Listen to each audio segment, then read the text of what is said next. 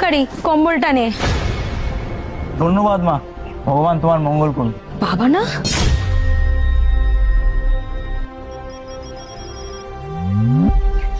আপনাকে দেখে তো ভালো ঘরের লোক মনে হচ্ছে। আপনি এরকম রাস্তায় ভিখিরির মতো শুয়ে আছেন কেন? কি বলবো মা, সবই আমার কপাল আর সবই আমার ভাগ্য। কেন, আপনার বাড়িতে কেউ নেই? সবই আছে, আমার বাড়িও আছে, আমার ছেলেও আছে, আমার ছেলের বৌমাও আছে, কিন্তু সেই বাড়িতে আমিই নেই। কেন, আপনার ছেলে বা আপনার বৌমা আপনাকে দেখে না? কি বলবো মা, আমার ছেলে তো খুবই ভালো, কিন্তু আমার বৌমা আমার সঙ্গে খুব খারাপ ব্যবহার করেছে। তা আপনার ছেলে এই ব্যাপারে প্রোটেস্ট করেনি কোনোদিন?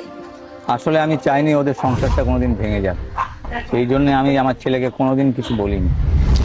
তুমি বাদ দাও, ছাড়ো না। তুমি কি সবাইকে এরকম রাস্তা থেকে তুলে বাড়ি নিয়ে যাবে? না, ছাড়া যাবে না। উনি কোনো আজুবাজু লোক নন, উনি আমার বাবা হন। মা তুই? বাবা, তুমি আমার সাথে আমার বাড়িতে গিয়ে থাকবে, আর আমি আজকেই দাদার সাথে কথা বলবো। তুমি আমার সাথে চলো। না মা, আমি চাই না আমাকে নিয়ে তোদের ঝামেলা বাড়ুক, আমি এখানেই ভালো আছি। কোনো অশান্তি হবে না বাবা, আমি তো বলছি আমি দাদার সাথে কথা বলবো।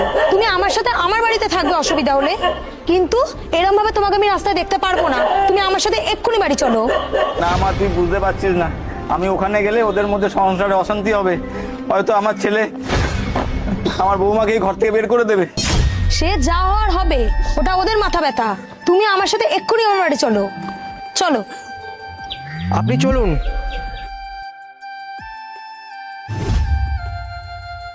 আসো।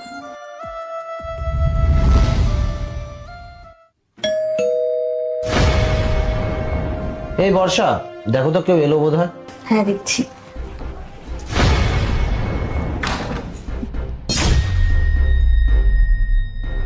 বাবা, আপনি? দাদা কোথায়? সর।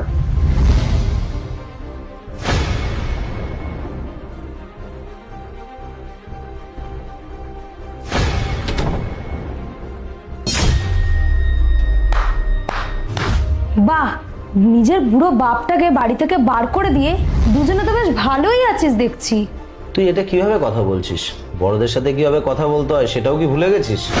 বড়দের সাথে কিরম ভাবে কথা বলতে হয় সেটা আমি তোর থেকে শিখবো না দাদা। বাবা, তুমি জানো এই 5 বছর তোমাকে আমরা কত খুঁজেছি? কোথায় ছিলে তুমি? কাউকে কিছু না বলে বাড়ি থেকে ধুম করে চলে গেলে। থাক দাদা,